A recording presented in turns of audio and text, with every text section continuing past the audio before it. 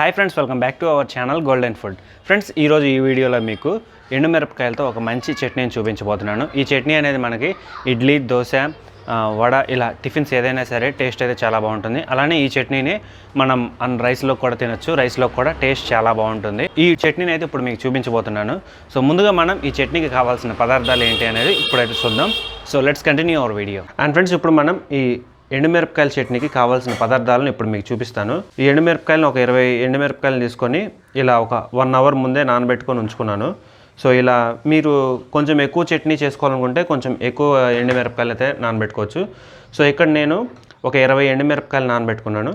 ఆ తర్వాత ఒక 20 to 25 చెన్నుల్లిపాయలు ఇలా పొట్టు తీసి మనం ముందుగానే పక్కన ఉంచుకోవాలి. ఆ తర్వాత 1 స్పూన్ నువ్వులు, 1 స్పూన్ ధనియాలు, 1 స్పూన్ జీలకర్ర. సో ఈ చట్నీ వచ్చేసి మనకి పులుపు కొంచెం ఎక్కువ కావాలనుకుంటే నిమ్మరసం అనేది కొంచెం ఎక్కువ యాడ్ చేసుకోవచ్చు. లేదు నాకు నార్మల్గా సరిపోతుంది అనుకుంటే ఈ మీడియం సైజ్ నిమ్మకాయ నుంచి తీసిన జ్యూస్ అయితే సరిపోతుంది. సో ఇక్కడ నేను ఒక నిమ్మకాయ తీసుకున్నాను. సో ఇప్పుడు ప్రొసీజర్లోకి వెళ్దాం. అండ్ ఫ్రెండ్స్, ఇప్పుడు మనం 1 స్పూన్ ధనియాలు తీసుకొని ఇలా డ్రై రోస్ట్ చేసుకోవాలి. ఆ తర్వాత 1 స్పూన్ తెల్ల నువ్వులు, ఆ తర్వాత 1 స్పూన్ జీలకర్ర, వీటన్నిటిని దోరగా వేయించుకోవాలి. ఇలా ధనియాలు, జీలకర్ర అలానే నువ్వులను కొద్దిసేపు వేయించుకున్న తర్వాత స్టవ్ ఆఫ్ చేసి వీటిని మిక్సర్ జార్లోకి వేసుకోవాలి. ఫ్రెండ్స్, ఇప్పుడు మనం ఒక మిక్సర్ జార్ తీసుకొని ముందుగా మనం వేయించి ఉంచుకున్న ధనియాలు, జీలకర్ర, నువ్వులను ఇందులో వేసుకోవాలి. ఫ్రెండ్స్, ఇప్పుడు ముందుగా మనం నానబెట్టి ఉంచుకున్న ఎండుమిరపకాయలను ఇలా తీసుకొని నీళ్ళన్నీ ఇలా పక్కకు తీసేసిన తర్వాత వీటిని మిక్సర్ జార్లో వేసుకోవాలి.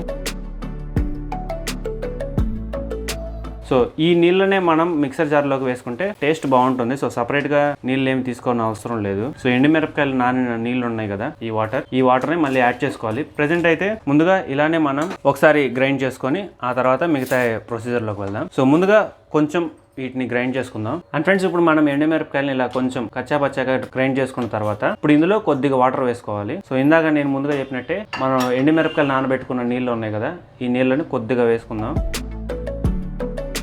అలాగే ఇప్పుడు మనం రుచికి సరిపడా ఉప్పును కూడా వేసుకుందాం. సో ఇక్కడ నేను కల్లుప్పు వాడుతున్నాను. ఇలాంటి పచ్చళ్ళలో కల్లుప్పు అయితే టేస్ట్ చాలా బాగుంటుంది. సో మీరు నార్మల్ సాల్ట్ ఉంటే ఆ సాల్ట్ కూడా వాడుకోవచ్చు. అండ్ ఫ్రెండ్స్, ఇప్పుడు మనం ఈ ఎండుమిరపకాయలను కూడా ఇలా మిక్సర్లో బాగా మిక్స్ అయిన తర్వాత ఇప్పుడు ముందుగా మనం రెబ్బలు తీసి ఉంచుకున్న ఈ చిన్నులపాయలు ఉన్నాయి కదా, ఈ చిన్నులపాయలను కూడా వేసి ఇప్పుడు ఫైనల్ గా మనం ఇక ఈ పచ్చడిని అయితే ప్రిపేర్ చేసుకుందాం. సో ఇప్పుడు మనం మిగతా వాటర్ కూడా పోసి కావాల్సినంత కన్సిస్టెన్సీలో ఈ పచ్చడిని అయితే ప్రిపేర్ చేసుకోవాలి. ఇప్పుడు మనం మిక్సర్ జార్లో వేసుకొని ఫైనల్ గా చూపిస్తాను. అండ్ ఫ్రెండ్స్, ఇప్పుడు మనం ఇలా మెత్తగా పేస్ట్ చేసుకున్న తర్వాత దీనికి ఇప్పుడు మనం పోపు పెట్టుకుందాం. అండ్ ఫ్రెండ్స్, ఇప్పుడు మనం ఒక బాండీలో ఇప్పుడు మనం పోపుకి సరిపడా నూనెను పోసుకొని అండ్ ఫ్రెండ్స్ ముందుగా మనం పోపు గింజలను వేసుకొని కొద్దిగా వేయించుకోవాలి.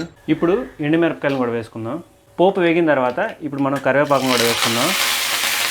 ఇలా పోపు వేసిన తర్వాత ముందుగా మనం ప్రిపేర్ చేసి ఉంచుకున్న ఈ చట్నీ కూడా ఇందులో వేసేసుకుందాం. అండ్ ఫ్రెండ్స్, చూసారు కదా ఇప్పుడు ఈ ఎండుమిరపకాయలు తయారు చేసుకున్న చట్నీ అనేది. సో ఈ చట్నీ అనేది మనకి 2 to 3 days మనకి ఎయిర్ టైట్ కంటైనర్లో ఉంచితే చాలా బాగుంటుంది. అలానే తడి తగలకుండా ఉంచితే ఇంకొక 2 days అయితే ఎక్స్ట్రా ఉంటుంది. సో దీనికి కావాల్సిన పదార్థాలు కూడా చాలా తక్కువే, చాలా ఈజీగా మనం ఈ చట్నీని అయితే ప్రిపేర్ చేసుకోవచ్చు. సో మీకు కనుక ఈ వీడియో నచ్చితే ఖచ్చితంగా లైక్ చేయండి, షేర్ చేయండి, గోల్డెన్ ఫుడ్ ఛానల్ సబ్స్క్రైబ్ చేసుకోండి. మరో మంచి వీడియోతో మేము ముందుకు వస్తాను. Thank you for watching. Have a nice day.